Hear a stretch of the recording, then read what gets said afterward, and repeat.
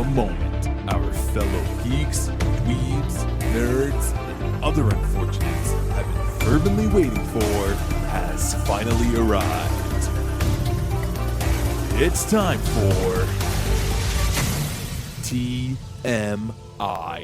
Confessionals of the Nerd Kind. And now, your hosts,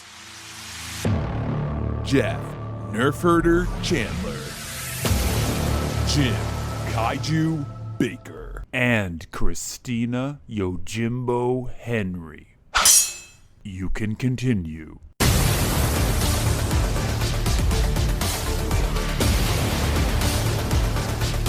And now, let's get on with the show. Here is TMI. Happy New Year, everybody. We're back with a new episode. Year.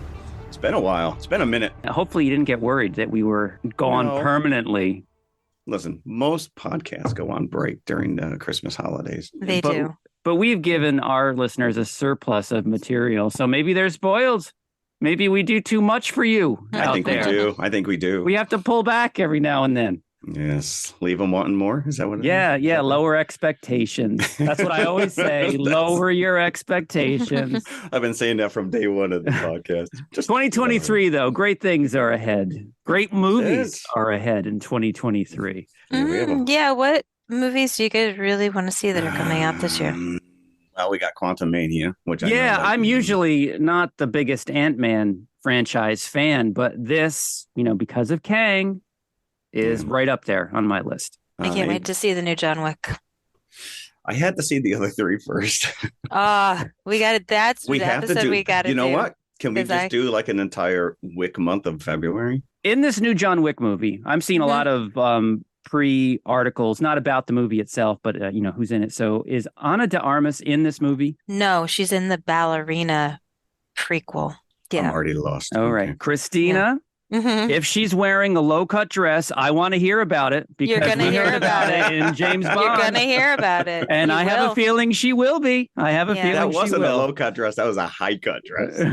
It was high and low cut. Yeah. Everything was cut. It was sticking to her with tape. Yeah. We could have a discussion about that. I'm back. We just brought this to a screeching halt. So what are we actually talking about in the new year here? We are talking about Glass Onion. Oh, that movie that's been out for 2 months. For 2 months. But I think I'm the only one who saw it in the theater, right? You only had a week to see it in the theater. Yeah. I think a lot of people, including Ryan Johnson, were not happy about that decision. Well, I mean, I saw numerous articles basically saying the same thing I said to you guys the week after I saw it, which is that, they clearly left money on the table. Yeah. They left a lot of money on the table. You see how much they paid for these movies? Netflix? Yeah. I don't think they knew really how much people were going to clamor to go see this. It was almost like a concession. They were like, we'll throw it in the theater for a week. Well, it was like a real monopoly type move because obviously they are invested in getting subscribers and they want to keep this close to the chest, these two movies. And that's probably why, they don't care about theatrical release. They care about subscribers. So, correct, because they gave concessions to the theaters where normally a theater gets 40% of the profits and they bumped it to 60 for that 1 week. So, keeping it in the theater for an extra week or two would have helped out all the theaters as well. And they only released it in, I think I read 600 theaters nationwide. I don't think it was anywhere near me, to be honest with you.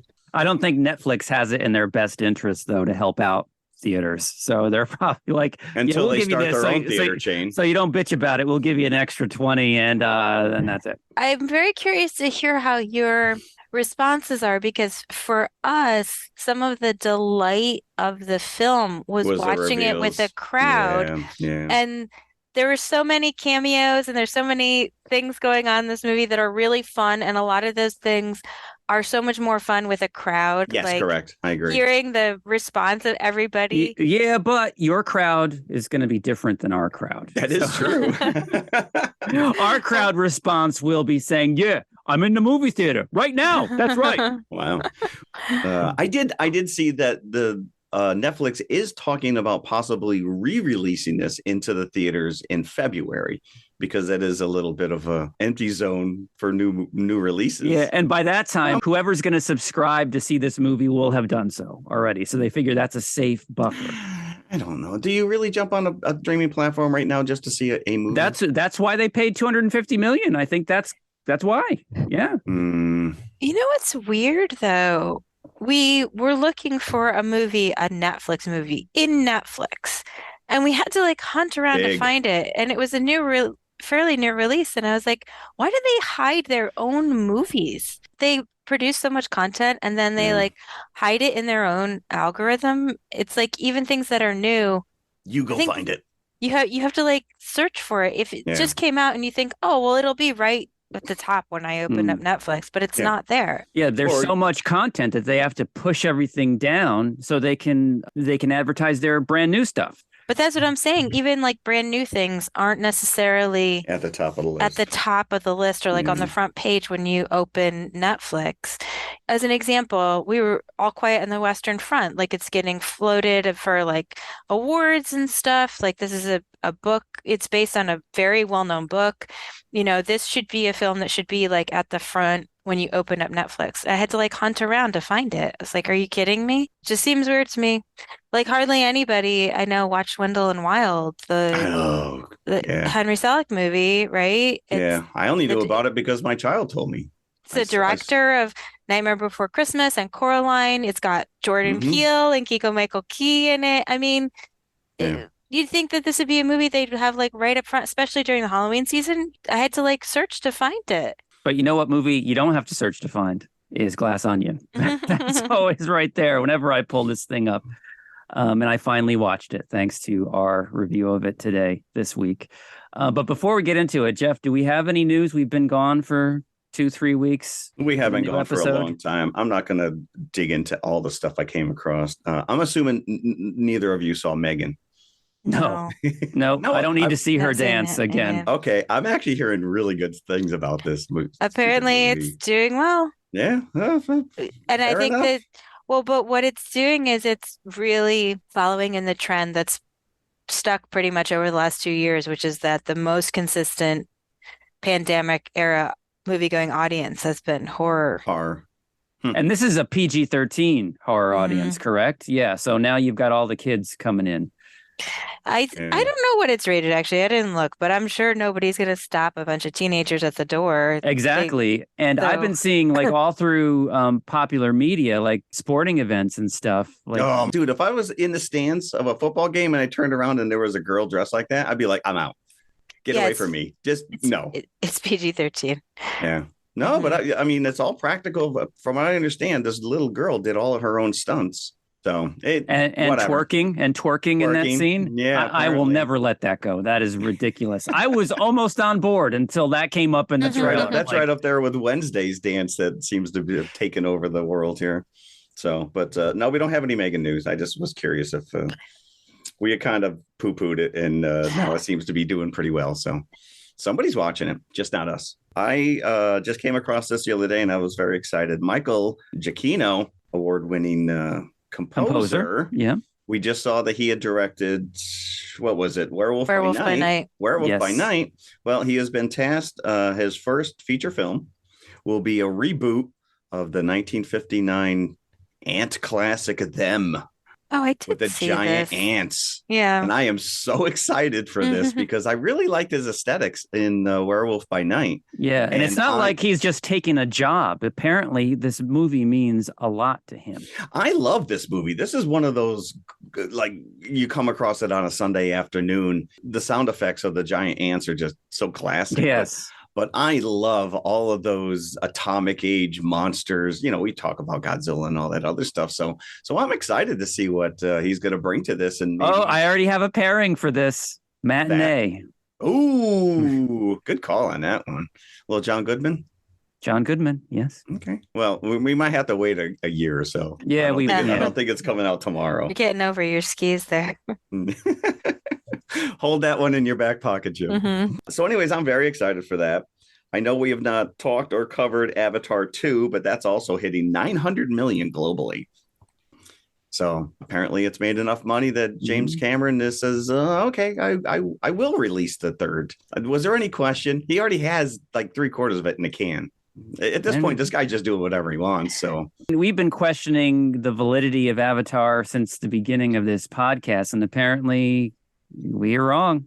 The people out there have voted. I told you. I mean, unfortunately, I have not gotten out to the theater, let alone an IMAX.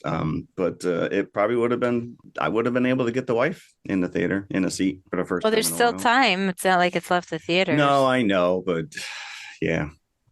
If it's something that you wanted to see, there's still, I think it's probably going to be in the theater for a while because it's doing the thing that Cameron films do, which is it's like there's positive word of mouth and people keep going back. So it has a long tail.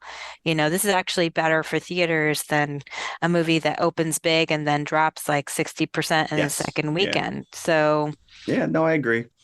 I mean, the Avatar movies are not to my taste. I've never been able to stay awake to watch the first one. I somehow fall asleep halfway, like about half hour in, and then wake up at the end when there's a lot of shooting. And I don't know what happened in the middle. So you still got the gist of the movie. It's not to my taste. It's a spectacle film, yeah. A lot of people do like it.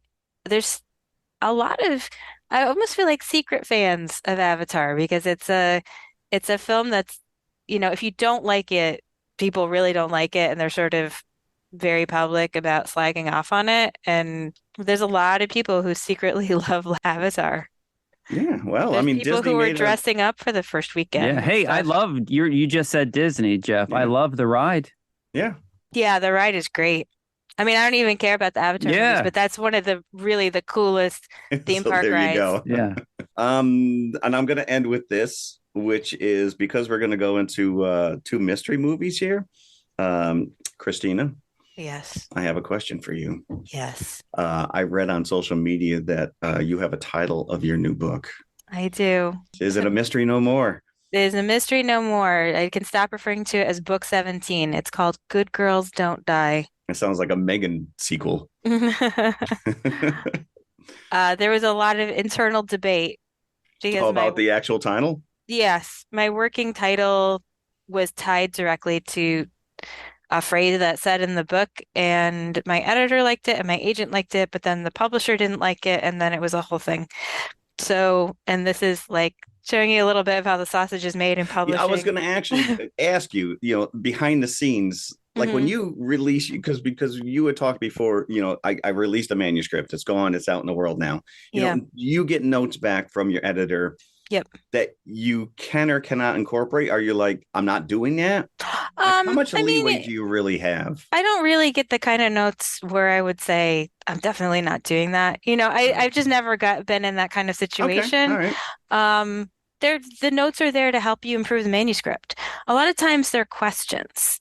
It's like, passive aggressive questions? No. Like questions about like information that the editor wants to know that you maybe didn't put into the manuscript. Okay. And a lot of times it's something that 9 times out of 10, it's something that I thought about and didn't actually put on the page. So that's where the editor is there to help you. I mean, it's there to inform the reader more. Yeah, so. It's not a combative type of situation. Well, I don't necessarily think that it was combative. Otherwise, why would you keep doing it? But the editor find another publisher. Asks you, but mostly asks questions like, would this character do this? Or like, why did this happen? Or, what is such and such? A lot of times it's just like informative, and like the edits I'm doing right now on Good Girls Don't Die, which will be out in November, are mostly like smoothing out the manuscript. It's not like wholesale, rip out at the seams, like, we don't like the ending. Let's go back rewrite pages and pages. Okay. It's mostly just like smoothing things out, filling in details, answering questions. It's a really detail-oriented process. I usually have to read the manuscript through like 2 or 3 times to make sure I'm kind of hitting everything that she's asking for. So it can be tedious from a certain point of view because you're like reading and rereading your own work. But in the end, you hope that it kind of makes the whole thing better. Cool. I wish that there was a process like that for movies, like plausibility editor, like in the credit. I would love that. I would love that. But this is not possible. Can you please explain to the Well, you audience have a how this can continuity happen? editor, but that's completely different. Well, Yeah. I Right. think that's supposed to happen at the script writing stage. Like You a would lot like of to think before they invest. a lot of in building screenwriters something. get notes on the script. I wish for Glass Onion. There's a big one in Glass Onion that I would have liked to have pointed out that kind of took me out at the Interesting. end of Usually the big reveal. Usually the executives just write in there, how much is this going to cost? Yeah. You know, in a book, you can have the biggest world galaxy fighting It's true. war going There's no on and budget. no budget. Yeah. And You it's can- more intimate. It's, you know, a movie is just ridiculous. The amount of people that are involved in these things and the fact that something coherent actually comes out of it. But there's a surprising number of people that get involved in the process of a book. People who start making decisions so early in the process that people would be shocked, I think, how early Yeah. in the process certain departments get involved. Like I handed in this manuscript, my editor hadn't even edited it yet, and their sales team was already having cover conference meetings. Huh. They hadn't read the book. It hadn't been edited. So You how are know, they even going to sell it? They are already trying to figure out how to sell it based on like a synopsis from you or like a blurb. They have so many books on their schedule and they have to conference this stuff. They have to get the art made. They have to have everything done way ahead of the editorial process. It's crazy. So Yeah, a lot of that's people I don't think realize how much goes into that. And like you said, you know, you've made your bread and butter on some of those, you know, with Alice and the girl in red.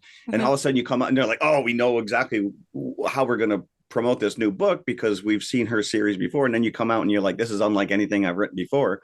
right. And now they're like, well, what do we do with this? Right. And then they have to figure out how to sell it and they want to sell it to your existing audience and they also want to try to bring in new readers. Sure, right. So it's like Right. there's a whole thing that goes on. But actually this ties back to film marketing because film marketing starts basically the second the film is So, yes. greenlit. Yeah. We were talking about this with Wonder Woman 84, like where Doritos were coming out with pictures of the characters on it, and the film wasn't even out in the theater. The marketing publicity deals had been done so far in advance. And then the film Right. comes out, was supposed to come out like basically in the middle of the pandemic when theaters were closed. But still all the licensing All the went promotion forward stuff. Yeah. because that stuff was done so far down the line. I'm going to segue off that a little bit, which is, do you see this? I didn't write anything down, but there's this new law that was passed that you're now allowed to sue a movie company for misleading trailers. A new law? It's some kind of a thing that Because allows there was you... a successful suit Okay, see Jim bringing back Ana de Armas. Because in the movie Yesterday, which is a fictional story based around somebody who takes the Beatles songs and I guess in like a time travel thing, he said he rewrites to the them world that he wrote them. Right. So like he becomes a huge successful songwriter. And apparently Ana de Armas is in the trailer, but she was cut out of the final movie. So somebody sued? Somebody sued because she wasn't in the movie because they said, well, the whole reason we watched this movie is because we thought that she was in it.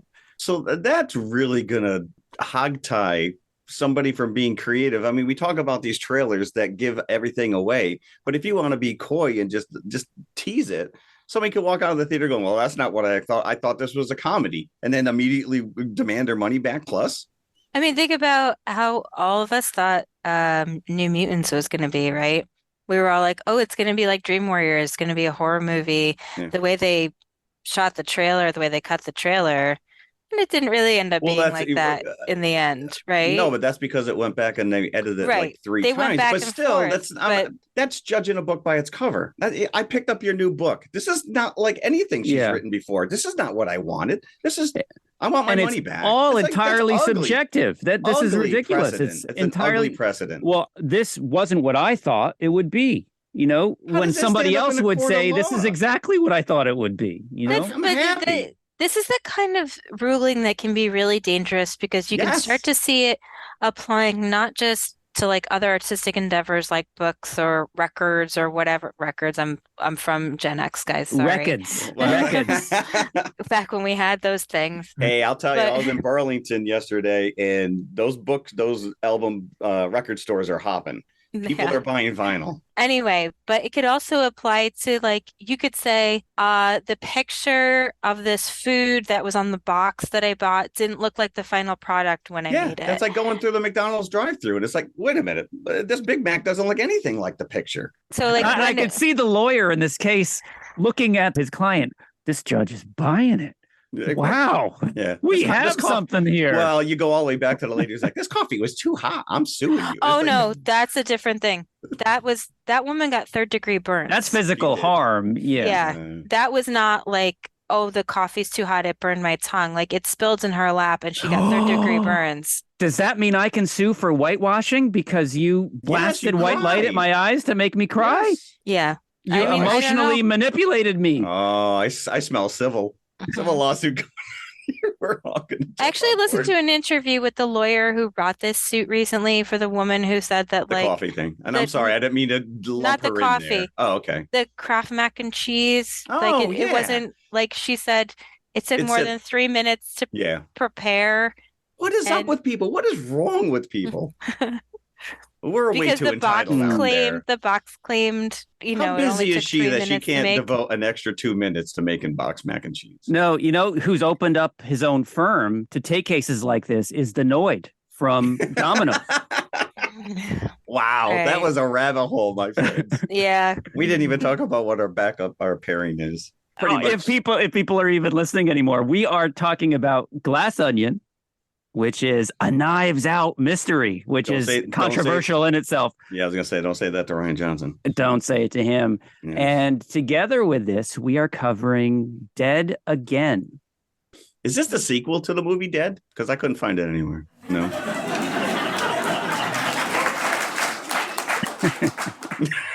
New year, new dad jokes. I'm not sure if that should get Oh. the canned laughter or the crickets. I'm on the fence about that one. Crickets.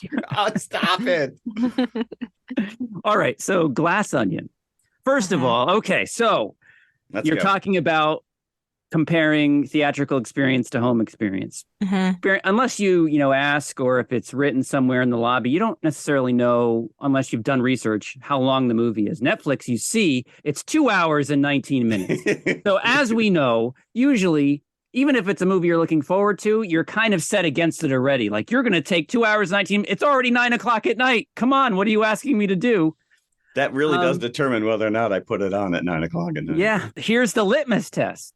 If you can transcend that psychological barrier of the runtime, then the movie is a success.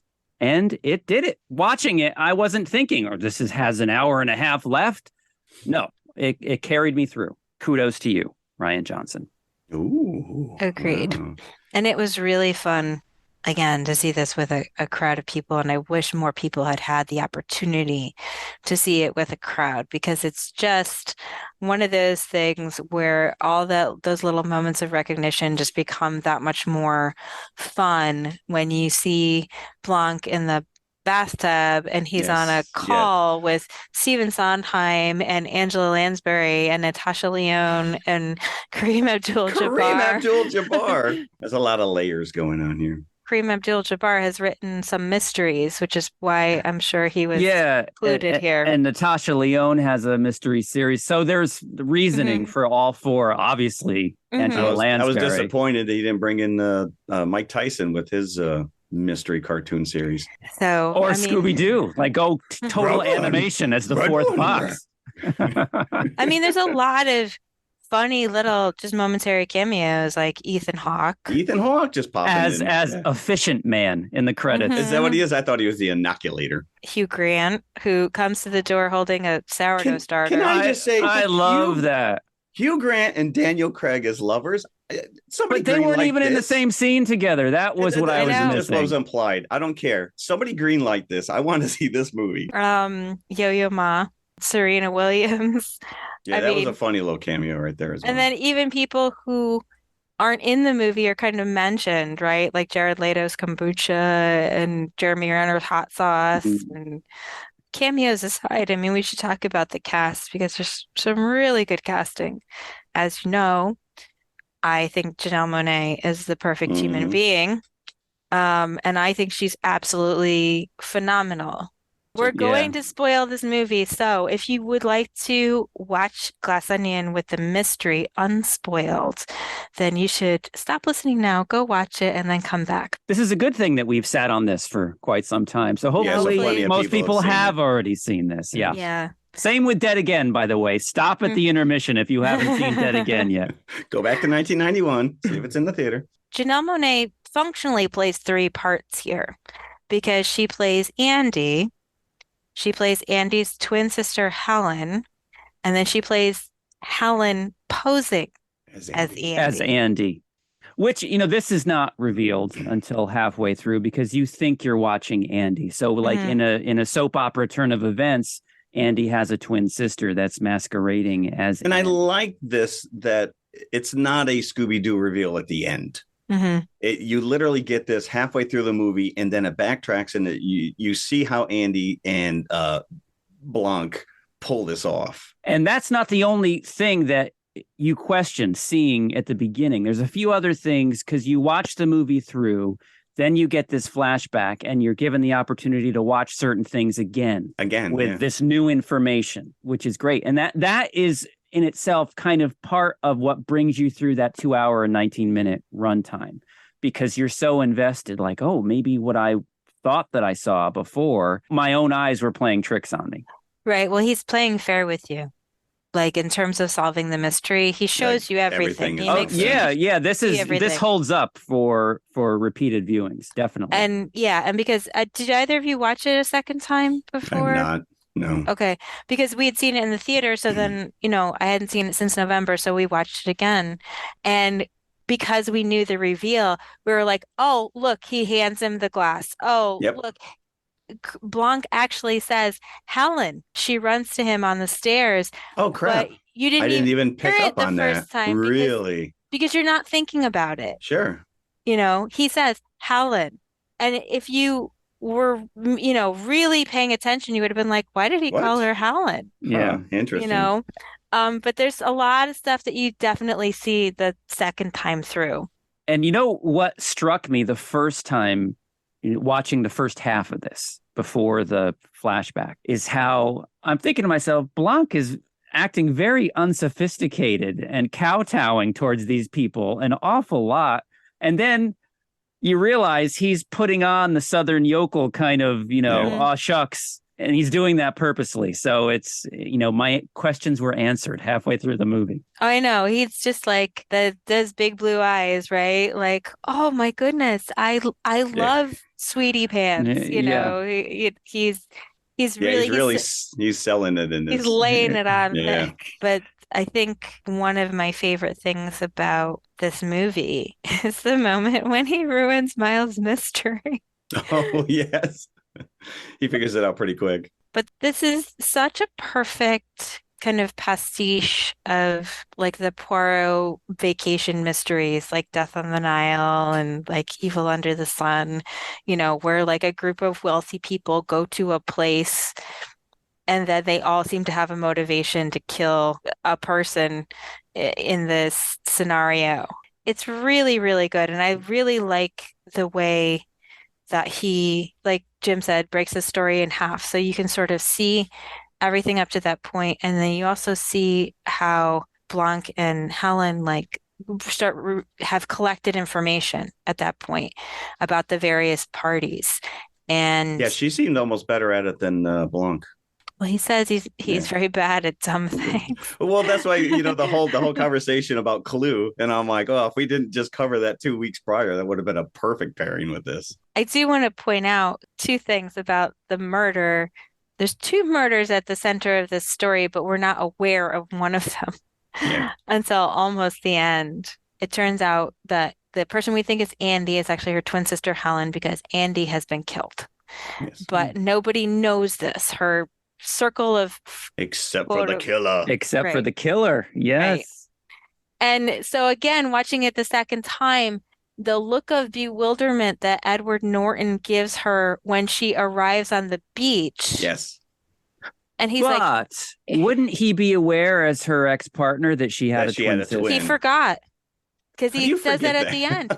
He says that at the end. He's like, the sister, right? He's kind of like, He's kind of oh putting it yeah, together. Well, He's yeah, putting shit this guy together. is not presented as the smartest guy. No, anyway. and that I really liked, that he was just, basically covering himself in his, Yeah. he wasn't the smartest guy in the world, but somehow he had made billions of dollars. Yeah, everything that he, including these brilliant puzzles that are sent out as invitations in the beginning, he has nothing to do with. He hires other people. Right. Yeah. Well, most billionaires would, right?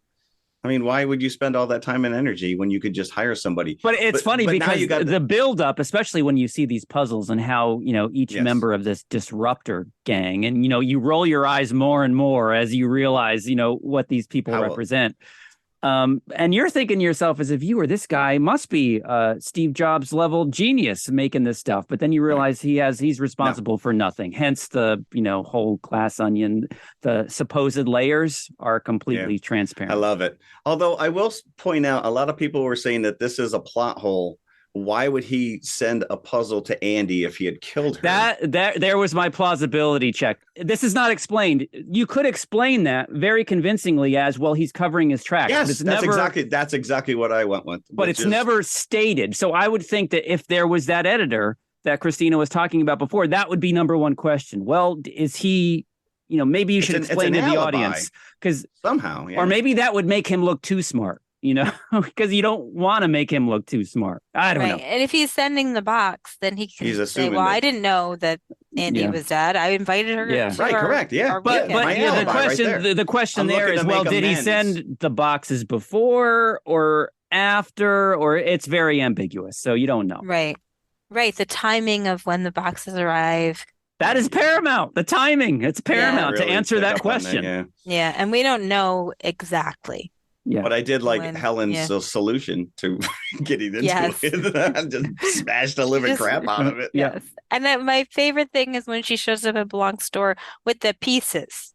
Like she brings him like the shards of this box and then says, there was this invitation inside this. Yeah. But the other murder here is of Duke, who's played by Dave Bautista. He's allergic to pineapple, and he dies because Miles puts pineapple in his drink. And my son has a life-threatening allergy.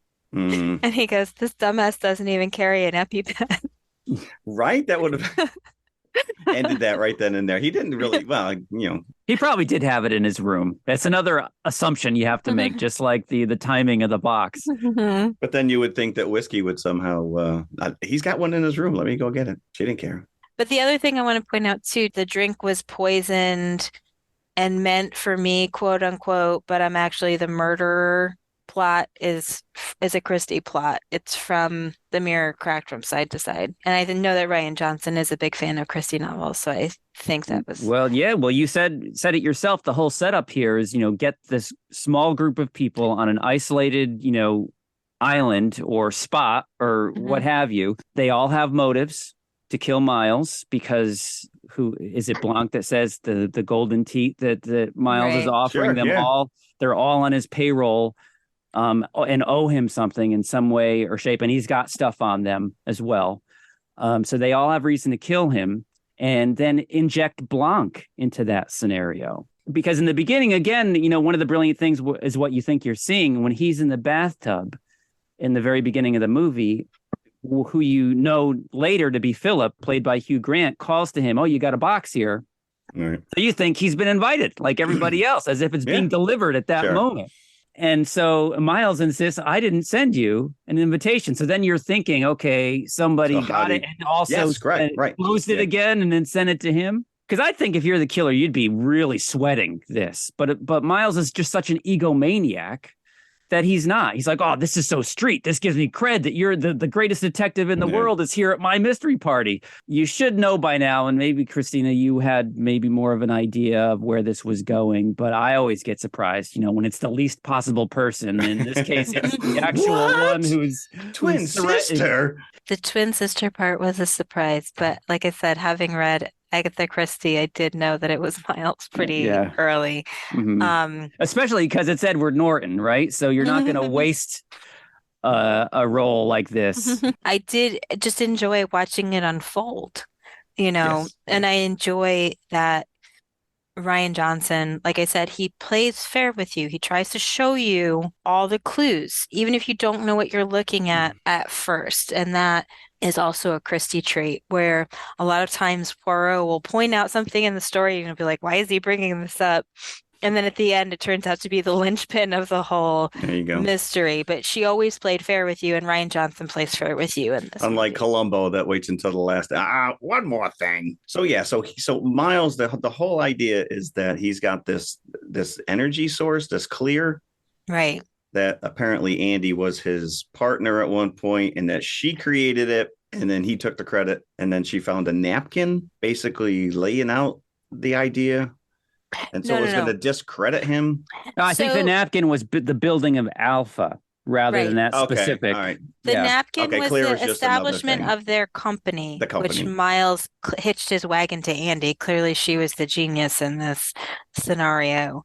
During the course of their life as partners, he discovers this supposed alternate energy source. He wants to invest the money from their company into Clear, and she says no, because it's not established and it's too risky and it could ruin their company.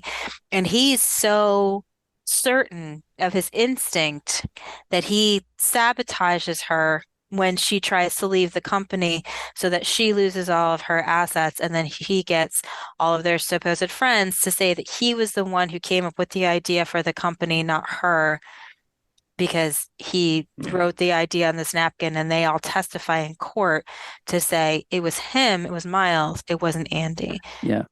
And the problem is that Andy has misplaced the napkin. So none of this would have happened if she could find it. What we learn later on, when all this starts to unravel for the viewer, is that Miles is the killer, and he found the napkin, and in a huge burst of egotism has kept it rather than destroy it. Right. Like, and, hiding in plain sight, like right behind the fake napkin. I want to point out at this point that there's nothing that Miles does in this movie, not a single action, where the idea wasn't given to him by somebody else. When Helen comes down the stairs holding the napkin, Lionel says, "Why didn't you just burn it?" Yeah.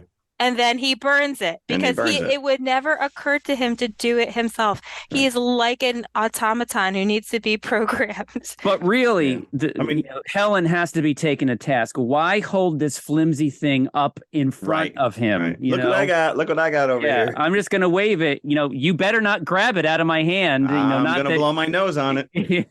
Yeah. Well, even like to Christina's point, at one point Blanc even, when he's having this one-on-one with Miles, and later on he goes, "You son of a bitch, you stole my idea." Like exactly what I just said, you took. So yeah, I mean that, I'm sure there's tons of people at the top of the chain that just feed off other people, never really had an original idea themselves. So I want to know more about Daryl, because I think he was a little bit of a red herring. I kept waiting for him to be like somehow tied into all this, and he was just a dude that was hanging out on the island. No, he's just going through some stuff. That's what he's saying. So I read that he's apparently based on Ryan Johnson's best friend. Yeah, I love that. I love that. The only thing better is if he had actually hired his best friend to play that role. Would have been fun. Yeah, I thought this was a lot of fun. A lot of eye candy going on. We need to talk about Kate Hudson and her character, Birdie, and some of the, I think she provides the biggest laughs, actually, Kate Hudson, because she's just like this casual racist. Well, I like her assistant. Who talks about like the assistant who's trying to put out the fires that Birdie starts constantly.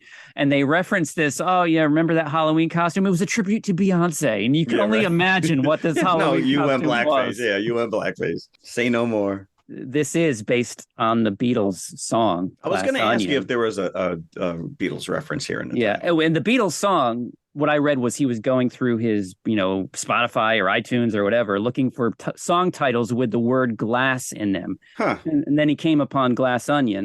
And he thought, that's perfect, being a Beatles fan, because that song references previous Beatles songs. So it's a song about their previous songs and how the layers. public once again layers puts too much meaning into their lyrics. And the Glass Onion, the song, kind of exposes songs like Fool on the Hill or Strawberry Fields as totally transparent, and there's no hidden meanings in them. So of course, this very much translates to but Paul what really he's is trying dead, to do. though, right? But getting back to my thing about Birdie, when they get on the island and Miles is playing Blackbird and Birdie says, "That's one of my favorites."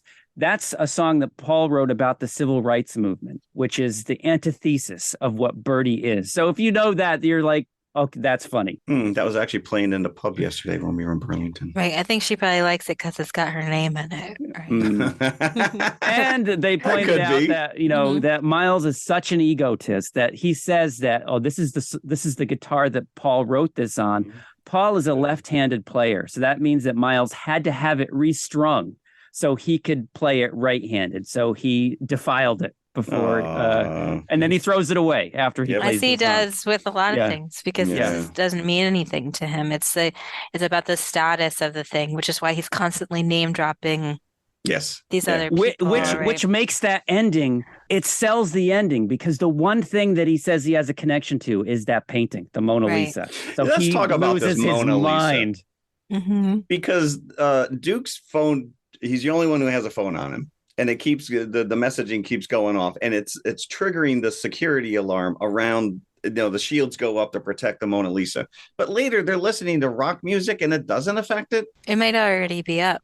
I mean, you're not looking at the painting every second. Like every time his phone dinged, it would it would go up. So, but. Did anybody catch the Ed Norton Fight Club painting on the wall? You mean the very prominently centered Ed Norton that Fight was Club? great, though. I was like, all right, a little self-referential there. Yeah. Lots of Bowie around this movie and around the walls of Miles' house as well. I heard a rumor that apparently Janelle Monáe sang Starman on set. Oh, really? So that's heard in the movie, as well as Star, which is one of my favorite Bowie songs, probably in my top 5. And there's also a painting that you see. And I only saw Bowie's face, but apparently it's 4 faces together of Iggy, Biggie, Twiggy, and Ziggy. Genius. I guess when you got that much money, what are you going to do? This is the kind of movie that can be fun to rewatch and just pause and look. Yes, yeah. There's a lot of eye candy going on in the background.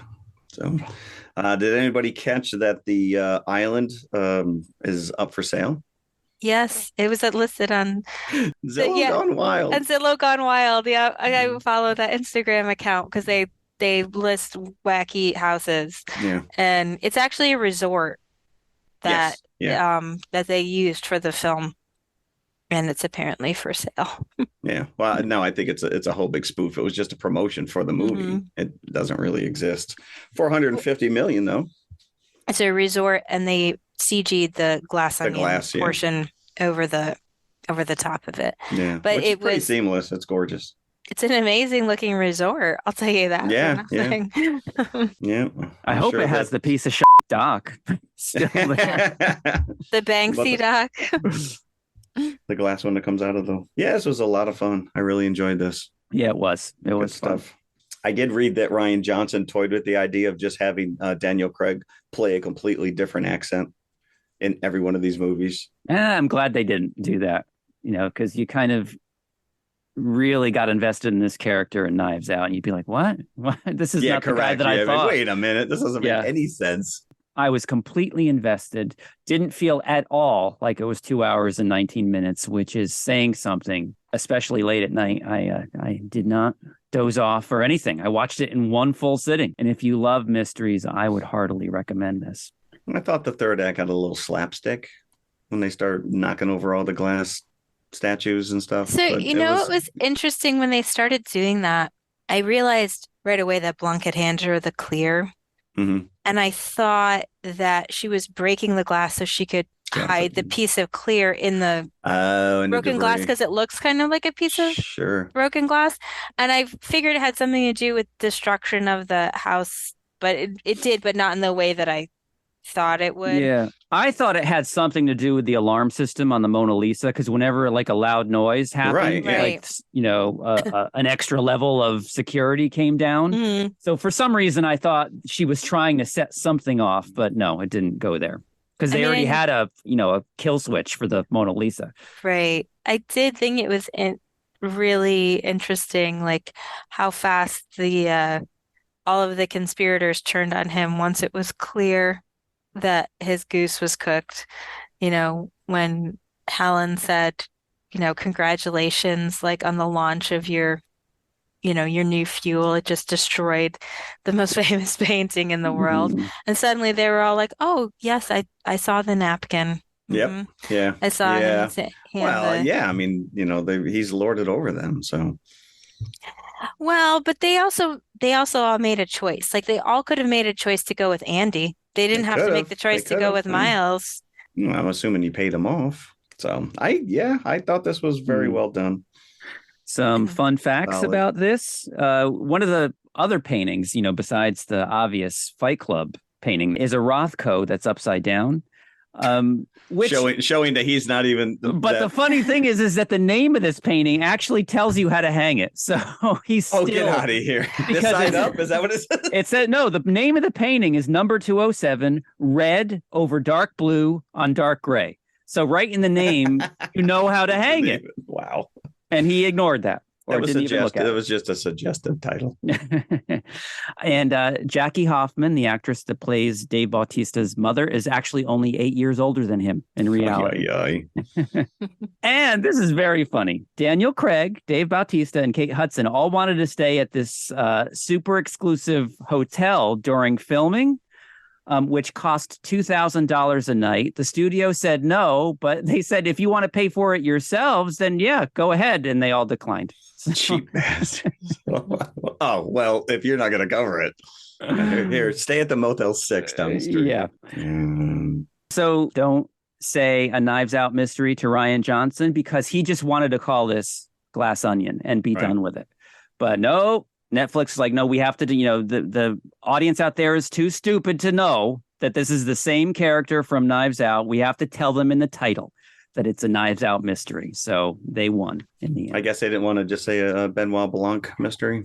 That's what I would have thought. Right, an Agatha Christie mystery. You don't go. It's a Hercule, it's Evil Under the Sun is a Hercule Poirot mystery. Right. Mm-hmm. Death on the Nile, a Hercule Poirot mystery, right? You don't say the title of the previous correct story, but Murder on the But Orient maybe he's Express. not as established as a character enough for them to say a Benoit Blanc mystery. And again, the movie-going audience is different from a reading audience, I think. They're, you have a lot of times you just get casual viewers, especially in a streaming service. Like you might get someone who might just open it up, have not watched Knives Out and have any idea. Yeah. That it's connected. Or, somebody that may have loved Knives Out, but does not remember the character's name. Right. So. But, as we said earlier, released November 23rd in theaters for that short window, came out on December 23rd on Netflix. But on a $40 million budget, it did manage to make 115 at the box office. So like we said, a lot of people did go out to see it. Yeah. And we're getting at least one more. Netflix bought the rights to 2 sequels, which includes this one. So at least one more is forthcoming. And hopefully we'll see more of Philip. Yes, please. Yeah. All right. So how many buckets would we give to Glass Onion? I'll go 3 3/4. I'm actually going to match you. 3 3/4? 3 3/4. Yeah, I really liked it. I thought it was fun. a solid cast. I don't think it's as much fun as Knives Out. I really like Knives Out a lot. Some of these characters I really didn't care about. I think by design, though. I think by design, you're not supposed to like any of them. Yeah. So, except, obviously for Helen and then Andy to an extent. And I feel a lot of sympathy for Peg. Yes. Well, yeah, you're in the publishing world, so I'm sure that you see these assistants out there that are constantly putting out fires and trying to a little bit more likable than Allison Brie in Scream 4. Yeah, who is probably the most absurd publicist I've ever seen in a film, and that's saying something. But yeah, I really I like Peg's character. I feel like she's trying so hard, Yeah. and Birdie is working against her Yeah, I know. every She's second of keeping the day. Birdie afloat. She really is. Mhm. By fighting every one of her, instincts. Is every instinct that Birdie has Right, is correct. wrong. Yeah. So I'm gonna say, for me, this is a solid 4. Yeah. I really enjoyed this. You guys know I love mysteries. Yep. I'm like a real mystery aficionado, and this is like right up my alley.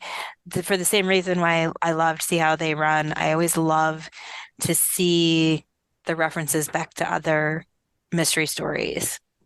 And one of the reasons that I like this is because, being a child of the 70s, having HBO and seeing all these Agatha Christie adaptations on HBO, and you'd always see the movie posters for these things and like the little squares of all the stars that are involved. So this carries through on that tradition. Yeah, maybe we'll see a resurgence of these murder mysteries. Yeah. That aren't slashers. I think we kind of are. I think that we have been seeing a resurgence. Yeah. In Christie herself. Yeah, I was gonna say See how many have we talked about in the past 6 months? Yeah, definitely. Death on the Nile. See how they run. Now this one, I think it's just you the are beginning. correct. Yeah, there it is. All right. Very So cool. Jeff, this is your big Yes. shining moment, my Oh friend. boy, you're gonna regret this. You're gonna regret. Let's even go to the giving let's me- get up. Let's get up. Let's go. Let's go to the concession stand. Let's upset the guy behind the counter again. No, I already talked to them in advance. They're giving us a little podium over on the side. Yeah, maybe we could just not stand at the front while we have our discussion, and we could Correct. make our purchase. And Everybody loves us. Come on. They don't mind waiting as long as we're talking to them. Stupid! I'm gonna be late for my movie. You stupid idiot TMI people standing in front. Who cares about candy? So what are we talking about? Oh, I chose Reese's Pieces. Now, Jim, did you actually? Did your decision to talk about this, was this determined by a certain extraterrestrial? Yes, of course. Yeah, of course. Yeah, because to be honest with you, I'm not a candy guy. And if I was going to pick something, it would have been Reese's Peanut Butter Cups. But they're not really. Reese's Pieces are the, we talk about the snow caps, and we talked about the Raisinets and, the compatibility of these little boxes with little tiny candies that you can consume. And Reese's in the Pieces dark. is no different. It does come, if you so choose to get it this way, in a little box. Yes. Yeah, I think they manufacture them specifically for theaters because you can also get them in little baggies. So anyways, yes. So Reese's Pieces. I'm going to read you the actual description from their website. Reese's Pieces are a peanut butter candy manufactured by the Hershey Company. Not the Ferraro Group? Not the Ferraro Group. We will not be talking about the Ferraro brothers or the group or anybody else today. They are oblate spheroid in shape. I'm assuming that's got to be some kind of a trade. Or that's a different way of saying they are M&M in shape. You can't say M&M's because they're owned by the Mars Company. Yes, it's true. A lot of people don't realize that. M&M's are not Hershey. They're a completely different brand. Yes. So they're spheroid in shape and covered in candy shells that are colored yellow, orange, and brown. And just for a very fun fact, there is a color distribution goal. You will always have, Jim, if you open your box right now, you're going to get 50% orange, 25% brown, and 25% yellow. That did occur to me when I opened this while watching Glass Onion, because this You was my actually laid 'em chosen out snack. I'm like, I haven't gotten a brown or yellow in a very long time, and that would explain it. Which one's your favorite, by the way? I think yellow. Psychologically, yellow is my I always favorite. like the brown. I always like the brown M&Ms too, but we can't talk about M&Ms. All right, so anyways, to know the full story, we got to go all the way back to 1879 with the birth of Harry Burnett Reese Sr. So that's a long time ago, just in case you were... This is a family name. Yeah, this guy over the years has many, many jobs. I'm not going to get into it, but the big turning point was he operated a dairy farm for one Milton S. Hershey. Yes, that Hershey. And eventually he worked as a foreman in the Hershey factory.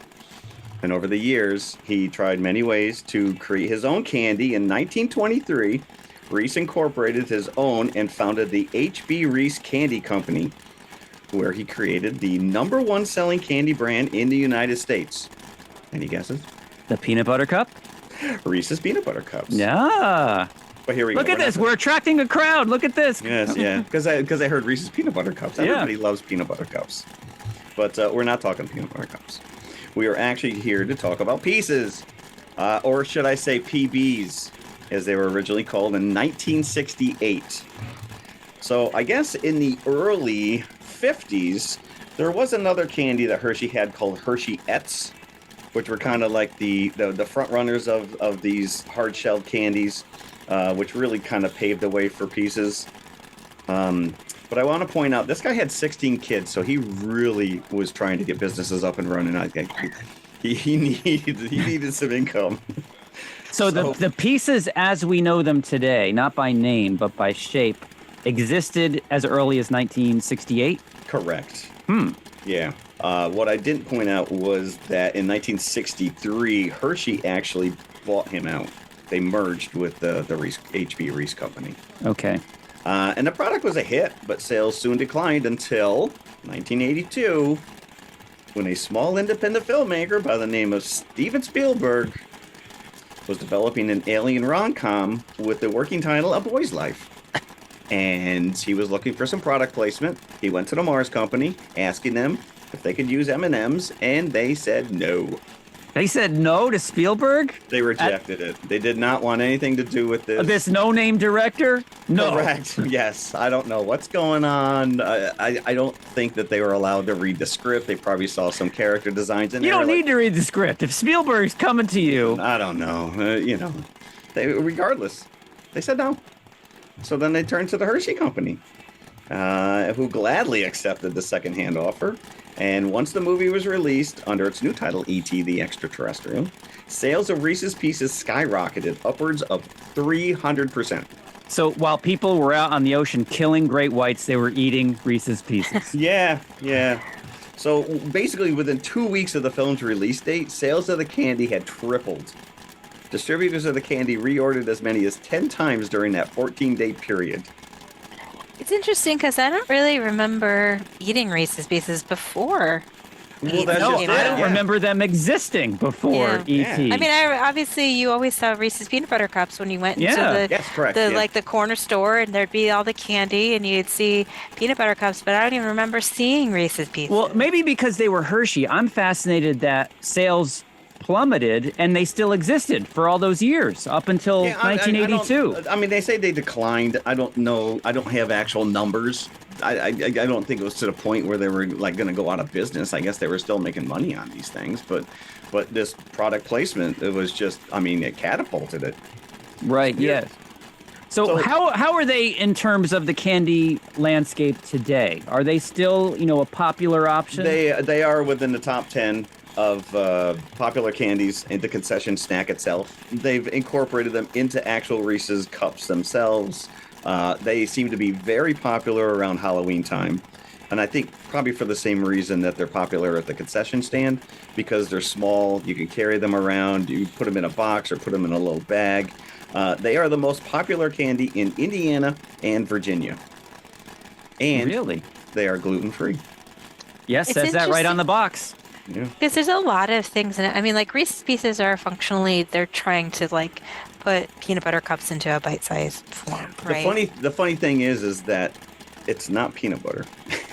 Well, I started yeah. reading into it, and they originally tried to use, processed peanut butter, but the oils were seeping through and it was Right. sogging up the shell. Yeah. So this is there's some coagulant name that they came up with. I didn't get into that because it kind of like makes them unappealing.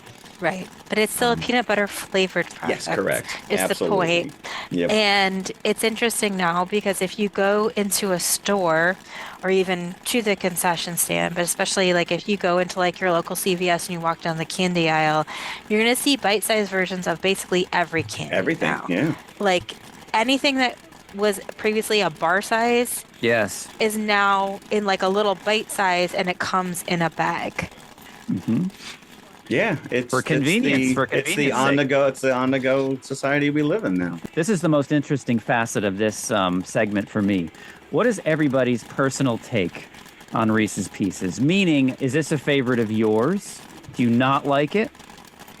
You know, is this... I can't tell you the last time I bought a bag and then immediately forgot it. So I don't even have it here to. But I'm not a big candy guy. If I'm going to eat something, I'll go for a payday because I like the nuts. Yeah. But if it's laying around, I can't tell you the last time I walked into someone's house and they've got a little, glass jar filled with Reese's peanut butter cups or pieces. They may have M&Ms. Or you may think that they're M&Ms and then you're sorely disappointed once you put one in your mouth. I don't know if I'm disappointed. I like Reese's Pieces, but I like anything that has peanut butter flavor in it. Yeah. But I actually prefer, now that they make them, it's a recent development, but M&M's makes a peanut flavored M&M. Yes, there's a peanut whole... butter. Like they make they have not. I'm not talking about like the peanut M&M. I'm talking about like they have like a peanut butter flavored M&M. Yeah, oh yeah. M&M have like 10 different flavors now, or 10 different varieties that you can get. And the peanut butter flavor M&M I actually like better.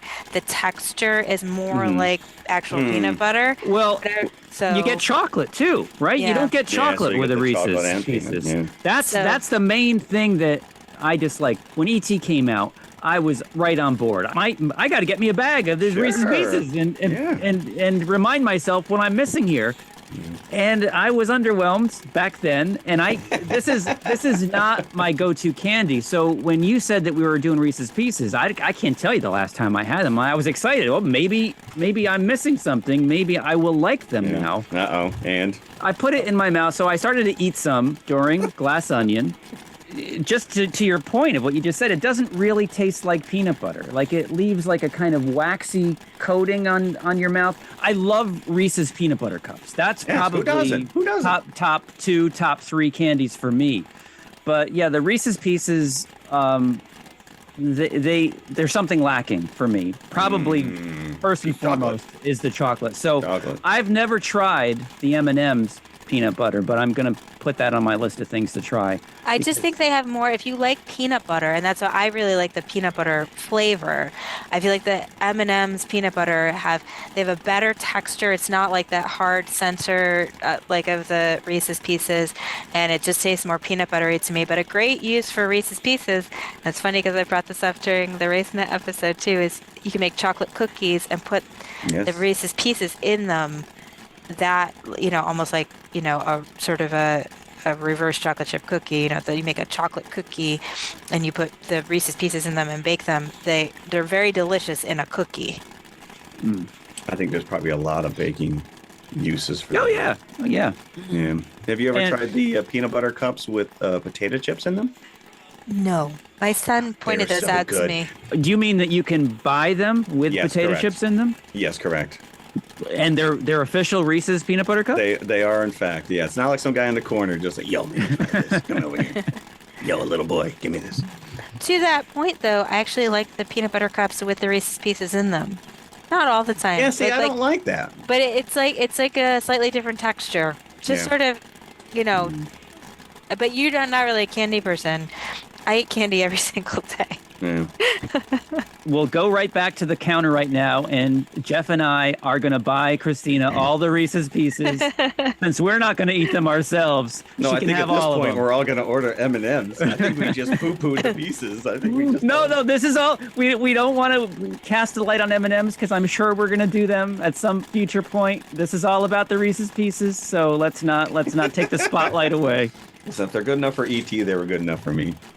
You can always bake them in cookies, is all I'm saying. That box won't go to waste. They're very delicious in a cookie.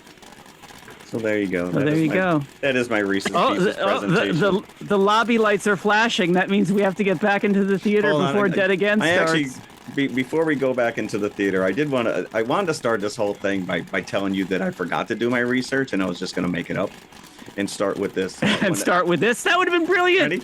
When a daddy peanut butter cup and a mommy M&M really love each other. That's how you get Reese's Pieces. Yet again, let's go. That needs crickets. That one needs crickets. Come on. Why am I eliciting so many? I'll give you the canned laughter on the first one, but that one gets the crickets. That's a concession. Okay, fair enough. It's a new year. Let's go. All right. Both in one episode. So let's take our boxes and let's walk back to the theater, sit ourselves down, and start dead again. 1991, as Jeff said before. Yes, 91. Yes, and this was in the golden age.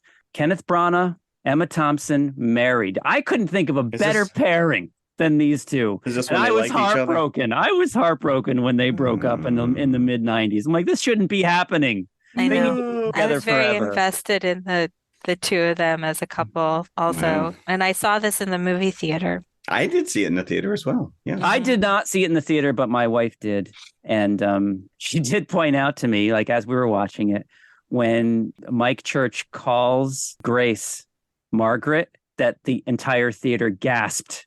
I probably would have too. And this is it's interesting. This is Branagh's second movie that he directed. He had directed Henry V. And I think it was a little unexpected. Probably people thought he would do another Shakespeare film or something, more serious. And I really love this movie for sentimental reasons, but I'm not 100% sure like that the modern day bits work as well as the scenes in the past, where I feel like everybody's sort of playing at a different level. Although the Robin Williams cameo continues to be a highlight. It's so out of left Yeah. field. Now, I don't, unless I've completely shut this out of my memory, I don't think I've seen this in its entirety before. So I had no memory that Robin Williams was in it. So when he shows up, I'm like, what? Yeah, he purposely asked not to be listed in the credits because he didn't want people to think that this was somehow a comedy. But think about 1991. He was doing Fisher King and Hook. Both came out that same year. Yeah, apparently he had very little. That's why he's in it as little as he is, because he didn't have the time. You don't need him anymore. You don't need him anymore than that. Yeah. But I think, to your point, like watching the scenes that are contemporary and the scenes that are in the past, I think the past scenes just naturally play more to their strengths. It's a period piece. And yeah, I was going to say it's a little more dramatic. It's a little more broad, I guess. But I think it's a great choice to show them in black and white to kind of separate that. Which was a decision that was made after. Yeah, because I guess a lot of the set designers and even the costume designers were not happy that they decided to take that color film and just convert it to black and white, because they would have probably made some different choices color-wise. But I think that the sepia tone, like it really works. I love the way the story is told in the past. I really like Andy Garcia in this role. He has a great hole in his neck. I'll tell you that hole upstages him in that entire scene. Yeah, that does stay with you. But the old people makeup of it is horrible. It is, yeah, not good. It takes you out. I mean, I'm talking about in the past. Obviously, I really like him in the scenes in the past. I like the way this is constructed because the construction really engages you in what ultimately is kind of a flimsy story. But the construction of it really like draws you in so that you're very invested in like this past life story. But I really like the way they do some little clues, because you're going into this thinking that Amanda is Margaret in the past, right? And that Mike is Roman, but actually it's the opposite. That Mike is actually Margaret. And there's one little clue that happens fairly early on, which is that in the past, Margaret spilled water on Roman when they've had their first date. And then when Mike and Amanda sit at the table, Mike spills the tea on her at the table. But wouldn't it be great if he called her Roman by accident and not Margaret? So even in a completely different life, she's still a klutz, is what you're getting at. Yes. You can't get past that. I thought we were supposed to evolve. I can completely see why audiences were taken aback by this in terms of what Branagh had done before, and because this is really like a melodramatic like pop boiler. With with huge outre scenes like especially the end where the killer gets it. You can't get more populist than that, like impaling himself on it. Yes. Yeah, the scissors are laid right out there for you. It's like, oh, we see where this is going. And Patrick Doyle is totally doing his best Bernard Herrmann with this score. Like it's really over the top. There's a lot of like sharp strings and, especially at the end, it's like da-na-na, da-na-na, you're like It's really, like you're tensing up. Yeah. yeah. The score is like doing 90% of the work, like toward the end of the movie. I will say I was very disappointed with the treatment of this poor woman who they just think is like some Jane Doe. And I'm like, this is what they just like passing her off from one guy. This guy didn't know I know her. somebody give her a piece of paper and a pencil, it's to answer a question. She doesn't know how to write. He ends up having sex with her. And I'm like, you don't even know if she's got a full family. What's going on? It was really bizarre. And I'm like, this poor woman doesn't know who she is. And this guy's like, come stay in my house. And then the whole thing with Campbell Scott. What, Doug was his name? It's like, at least show me a picture of the two of you together before I just let her go. Just show up with a glove. Yeah, correct. She drops her glove. Yeah. Oh, and then he says, "Oh, yeah, you almost got me." And then he smiles and he runs. Okay, bye. And then he starts to run. Yeah. Meanwhile, I think Doug just saw Overboard way too many times, and he was hired. He was hired by Frankie. Yes, I got it. But you have Derek Jacobi, who's a Branagh player. I think he's been. I don't know if he's been in every Branagh movie, but it sure seems like it. It's just. It has a little bit of a different feel, I think, because, like I said, because of the construction. The introduction, when you're getting all the newspaper clippings, is really well done because it gives you so much information right up front. It tells you immediately what's going on. And then you see this poor guy on death row, and Andy Garcia's character comes in to talk to him. And I think that jailhouse barber, he's the guy who should get the electric chair because that haircut was horrible. But right from the beginning, I thought, the music and the score, everything just really sets you up. And of course, you've got the mystery of what he whispered. And I'm disappointed that it wasn't, "We're all infected." That would have been a completely different movie. Will you be in my next movie?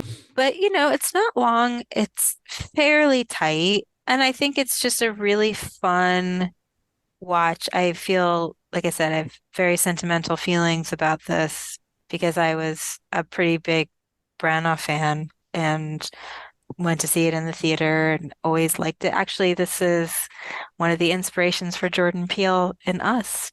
That's why he ended up using the scissors. The scissors. Yep, the scissors. Yeah, I remember walking out of the theater really liking this, going, wow, there was a lot to take in. Yeah. I mean, it's just fun, it engages you. I think it's just over an hour and a half, the runtime. And sometimes, we talk about this, how we wish more movies were under 2 hours. This is really the right length for this movie. Doesn't need anything else. Yeah. And there are a couple, besides the obvious of Roman and Margaret showing up later as Grace and Mike. There are a couple of instances where you see the same actors in the older scenes and in the contemporary scenes, but there's also some little things that they throw in, like the kid in the meat market where Robin Williams works is stuttering behind the counter. And then, of course, Frankie as a kid stutters. So there's little ties, and I would love to, maybe if somebody online, I didn't look this up, if somebody gathered, I'm sure there's more than just that. And if you notice, if you watch the credits at the end, the actors who played different characters in the past, they're not listed as like with both characters, like with a slash between it. They're like listed separately. So it's like Roman is Kenneth Branagh, Mike Church is Kenneth Branagh, right. Christine Ebersol plays the nun, Christine Ebersol plays the starlet, from the party. Right. They list everything separately. Like they're two different people. So it's sort of interesting that they carried that through all the way to the credits. They get paid twice. Right. It's too bad I didn't see him in the parties, but too bad Wayne Knight didn't have a double role in here as well. But that's the one thing that throws me, because at the end, there's a real throwaway explanation as to why Grace loses her. Oh, she was mugged in an elevator. And lost and her that's memory. yeah. And then she showed up. But I'm like, I want to know more about that. I'd like to see that scene. Like I said, the complete disservice to this poor woman who has no clue who she is, and they're just like, I don't want her. You take her. No, you take her. Okay, I'll take her. But when Frankie impales himself on the scissors, that is like a huge melodrama moment as you could get in a movie like this. Now, how are you going to explain that when the friggin' cops show up? You could tell them it's symbolic, and say, hey, right, watch this movie. I did like Franklin. He was a shyster. How convenient that he just happened to show up with this missing woman, and he happened to be Yeah, but you feel for Roman too, because it's not an innocent thing when some other guy's caressing your wife's leg on the pretense that he's looking at her ankle. I did like the fact, right? He lays him out, and then it cuts to them coming into the house and just erupting into this fight. And I'm like, did you just sit in the car in complete silence the entire time and wait until you walk in the front door and then start yelling at each other? Yes, they probably have a driver. I didn't even think of that. You are right. They have a driver. But they have an Inga too. Yeah, so she's right in the next room. And they did start fighting in front of her. She's already privy to a lot of the stuff that goes on in the house. So they probably think of her differently than they think of their chauffeur. I don't know. So released in the dregs of summer, late August 1991, but it was a moderate hit. $15 million budget and $38 million at the box office. It was not released on Blu-ray until 2021. Wow. Yep, I have a DVD version that I watched for this. I watched it on Amazon Prime. Fun facts: the convent that you often see the outside of is the same building that they used for Wayne Manor in the 1966 Batman TV series. Oh, get out of here. Yeah. Cool. A lot of actors were considered for the adult Frankie. Donald Sutherland, Christopher Lloyd, Alan Rickman, John Lithgow, Alec Baldwin. He would have been pretty young at this point. Yeah, really young. That's like the Hunt for Red October era, right? Yeah. Only a couple of years after that. Gabriel Byrne, also, I think, a little too young at this point to play that part. Yeah, I think Rickman especially. Yeah, Rickman could have done it. Yeah. But Derek Jacobi is really good. Like Jeff said, Robin Williams asked that he was not in the opening credits because he didn't want to misconstrue like that this movie was some kind of a comedy or bring attention to himself in the role. And the original script, and this goes against the entire thrust of the movie. The original script called for 4 different actors to play Mike. Yeah, Grace, I saw that. That would have been very confusing. What's the point of doing that? Right, because the whole thing that draws Frankie to her in the first place is because he sees her picture in the paper and she looks like Margaret. And he's had this fear, according to his mother, when she tells Mike at the end that this whole time he's been afraid that Margaret's spirit would come back in another form and take vengeance on him. That he's been afraid of this. That's a very irrational fear. All his life because he apparently But then again, it came true. So maybe it wasn't so irrational after all. Now, and Roman says this isn't over at the beginning. Yeah. So it's like he's clued into what's going to happen. Yeah. I mean, it's definitely a movie that requires a lot of suspension of disbelief. You got to get behind the whole idea of past lives. But like, if you're on board with that, I think you can accept the other coincidences. Mm-hmm. Yeah. So on a personal note, have either of you ever had any kind of experience that you can't explain about potential past life? Like your past life, like anything that a dream or anything? Nothing. No. Oh, I guess I assume that you do.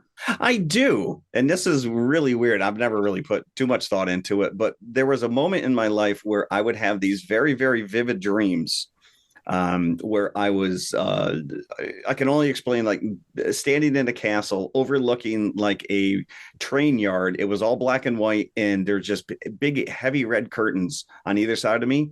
And I am a heavy smoker. I am smoking. And in this life, I have never put a cigarette to my mouth in my life. And I would have this dream a lot.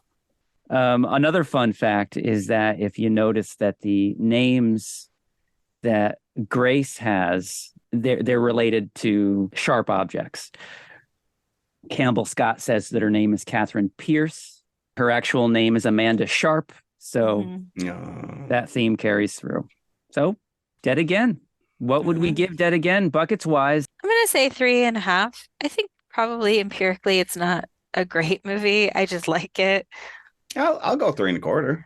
I enjoyed it. Watching it again. I'll go 3. Like I said, it was typical 90s, melodrama, but not as fun as Glass Onion, but it was fun in its own right. So, agreed. Yeah, and again, like I just feel like we have to go back to this thing where they used to make movies like this all the time, right? Like mid-budget movies that were for grown-ups to watch in the theaters, that didn't involve like a lot of explosions and lasers.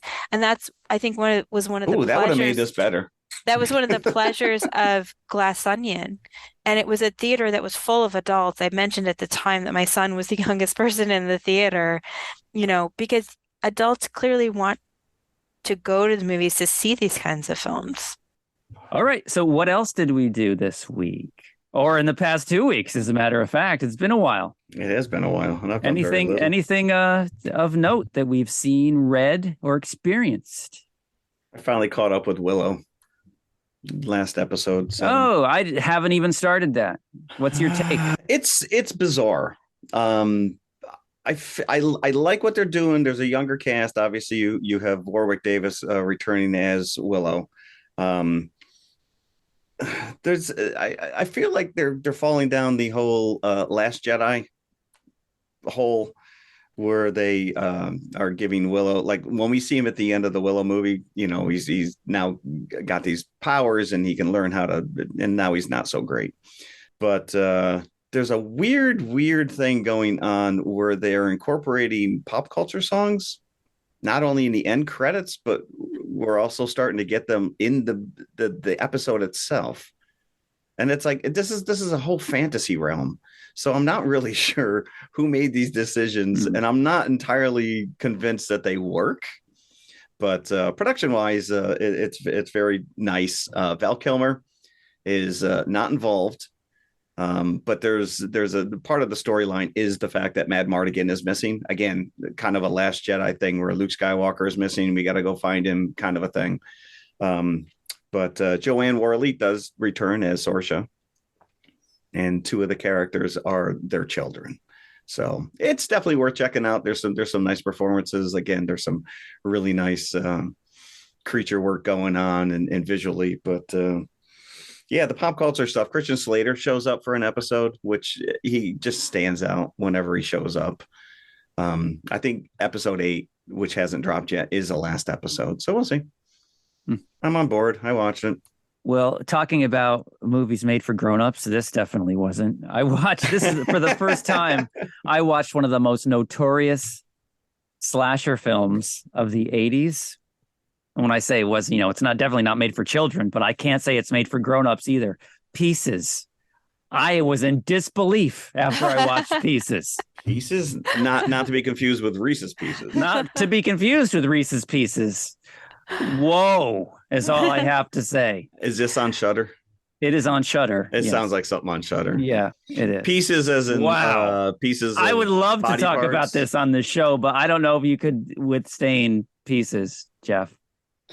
Whoa. Even worse than Suspiria? Suspiria is not the Suspiria gory. is scary.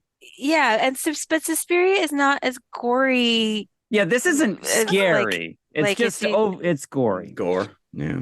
But is it fun gore? Is it just you look like you're distraught? I don't know. I don't know if it was fun.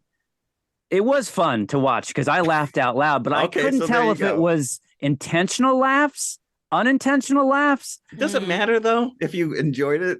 I guess not. And it has like a jump scare ending that is so out of left field that This sounds like something you would want to pair with like have you seen Pieces? No. Christina? No. But wow. It sounds like something you'd want to pair with Malignant. Hey, I was talking up Malignant when I first saw it, but you guys didn't have HBO Max yet. So unfortunately we missed the boat on that when it was a new feature. But yeah. That would That sounds like, because Malignant's another one of those movies where you're like, what? Yeah. Like, what am I watching here? Well, I can't wait to watch that one. Maybe when Jeff has a vacation. Yeah, I wouldn't say The Malignant is actually a horror movie, so that's debatable. But But I think it's one of those movies. It's definitely like first time viewing is definitely like a WTF yeah, kind of definitely. movie. Hmm. It But sounds yeah, like that's pieces part. might Yeah, be. that's I did a lot more over the weekend, but that's the thing that I remember the most is Pieces. So I went to see Women Talking. It's, I believe, actually a Netflix film. It's currently in theaters. So hopefully it'll be on Netflix soon. This is not a laugh a minute. It's a very intense movie based on a book, and it is based on true events. It's directed by Sarah Polley, who hasn't directed a film in a while, but I've sort of been quietly building, I think, a very impressive collection of films as a director. I should say up front, it has some very difficult material, but nothing explicit. Hmm. It's about a Mennonite community in Bolivia. And again, this is based on a true story, and I went and read the Vice article that detailed the story after I saw this movie, and actually the true events are even worse, which is amazing. A group of men in this community were systematically drugging and assaulting all the women in their community. So, and they would be drugged, they would be asleep, and they would be sexually assaulted in their sleep, and they would wake up in various states, and the men of the community were telling them that they were having hysterics or that they were being haunted by demons, or what they would tell them that it was all in their mind. It's very, very powerful. It's about these women are all meeting to decide if they should stay in the community and forgive the men because their religion, no. because their religion demands. It's such it's such men are the worst. I'm sorry, men are the worst. But it's so powerful because it's about women. It's about women talking to each other. It's about women wondering, like, can we save our sons? Like, are they unsalvageable? This is not even a conversation you should be having. Like, this is not a quandary that you need to get to. I'm embarrassed to be on just based on that description. But it is based on a true story. Of course, there is a news story. It's on Vice. It's about 8 or 9 years old. It's called The Ghost Rapes of Bolivia. And the women of this happened in this community. But it's so powerful. There's a great, great cast. Frances McDormand is a producer on the film. She has a small part. Jessie Buckley is in it, Rooney Mara. So, so good. Just very powerful, I think, because obviously this is an extreme incident. But I think it's very easy to extrapolate into a larger society where things happen to women and women are told that didn't happen to you, or it wasn't as bad as you thought, or think about the boy or whatever, you know what I mean? Mm-hmm. And it's very, very powerful. It is not explicit. I want to emphasize that. You don't see anything on screen. It's about the women talking to each other and their conversations with each other and how they kind of grapple with this. And their religion demands forgiveness so that they can enter heaven. But they're trying to decide, should they forgive them or do they abandon their principles by which they've lived and leave the community in order to save their children, in order to save their daughters? So it's so powerful. It's so powerful. I think men should watch it. Men should watch this movie. I think a lot of people won't watch it because they'll say, what is this movie about? Women talking. But it's very, very powerful. I did cry for the majority of the movie. And my husband was like, how are you? I'm like, I'm not okay. I am not okay after watching that. Get away from me. But it was so good and it's so well acted and it's just so powerful. and I think people should watch it. So I think it is going to be on Netflix at some point. You might have to search for it because Netflix, It's not going to show up on my algorithm. won't show it. But very, very powerful film that I really recommend, people watch. And on that Yeah. happy note. Oh. Yeah. It's the kind of film that it's going to make you uncomfortable. And I think that's a good thing. It makes you stay there and like be in that discomfort in the theater. Whereas if you're watching it at home, you could be like, I can't deal with this right now. Right. Yeah. And But in the theater, you're a captive audience. Yeah. I just hope that a lot of people get to see this. And I'm pretty sure it's a Netflix film. So hopefully it'll be on the Netflix soon and people can watch it. But stay with it. Stay with it even when it's hard. Well, All right. talk about a complete 360. Next week, we have been waiting so long for this Way too movie long. to be released in the United States, and it's getting a shorter window than Glass Onion did. This is 2 days. This is just a Fathom event, and it's playing and luckily we all have Regals that we can get to this week. We are talking Shin Ultraman, and along with Shin Ultraman, we're talking Shin Godzilla. So as soon as we heard that Shin Ultraman was coming, we have to sequester Shin Godzilla for this discussion, and that's what we're doing next week. We tabled that guy. Yeah, been sitting in a drawer for months. So these are basically new takes on these, established characters. Maybe we'll talk about this more next week. We definitely will. I don't know if these are one and done things, or if they're supposed to exist in the same universe or not, or what have you. But I would like to think that would be the case. Yeah. But then again, we also it was announced that Toho was coming out with a new Godzilla this year. Yeah. At the end, 2023. Yeah. So it doesn't look like Shin's attached to it. Yeah, or if this Shin Ultraman will be the end of this particular series of films. I want to see Shin Gamera. Shin Gamera, yeah. We got plenty to go. So that's next week. Yeah, really excited for that. Watch this in a theater is going to be a lot of fun. So we all have tickets for the exact same screening. Yeah, well, since Christina is on a different time zone.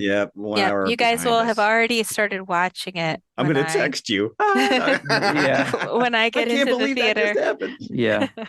I don't know how many podcasts are going to be able to jump on this so quickly, but we are. So we're going to bring you Shin Ultraman. We're going to be the forefront. Yep. This episode will drop on the day of the subtitled release. So you can run out and try to see Shin Ultraman the same day that if you listen to this podcast on the day it's released, you can try to get to your local Regal and see Shin So Shin it's Ultraman. actually coming out in a normal release other than She's Phantom? She's implying this recording right now. Oh, this recording. Yeah. So someone's going to listen to this Wednesday morning and be like, holy crap, I can go to the theater tonight. You can go to the theater the same day and watch Shin Ultraman. Just do me a favor. Do me a favor if you do that. Don't buy your tickets right next to somebody else, because that most likely will be me. So at least have a space, a seat empty between. But you have to go to Fathom events, because as I said before, this is not showing up as an option for me on my Regal app. I bought them in the Regal app. Well, like the regular way, just like buying the tickets ahead of time. Yeah, I had to go through the link that Jim had sent us. It was not showing up in my. But then again, maybe I just didn't do enough research and click on buttons. Neither here nor there. We got tickets. So please join us next week. Yes, it should be a lot of fun. All right. Thanks, everybody, for listening. Yes, and Happy New Year again. Yeah. Hopefully, we got a lot of fun stuff coming this year. Thank you. We definitely do, but thanks. Yeah. All right. Bye. Bye. Hey, everybody. If you like what you just heard, be sure to follow TMI Confessionals of the Nerd Kind on Apple Podcasts, iHeartRadio, Spotify, or whatever you listen to your favorite podcasts on. Be sure to hit that subscribe button and then share it with your fellow movie nerd friends. It means the world to us and helps our listenership grow. You can also find us on all of the socials, Instagram and Twitter at TMI_podcast 2018. We're on Facebook and YouTube as well. Just look for the Popcorn Bucket. You can help support this show by visiting our TeePublic page for some TMI branded goodies such as hoodies, t-shirts, mugs, and stickers. tpublic.com/TMI confessionals, all one word. A 5-star review would be incredibly nice as well. I'm just saying. Thanks again for listening. We truly appreciate you. Be sure to come back next week. We'll save some popcorn for you. No, you know who's opened up his own firm to take cases like this is Benoit from Domino. I just had a PTSD response. I forgot that thing ever existed. That's what I'm here for. That's what I'm here for. That's because you avoid the noise. Wow, Right. That was a rabbit hole, my friend. Yeah.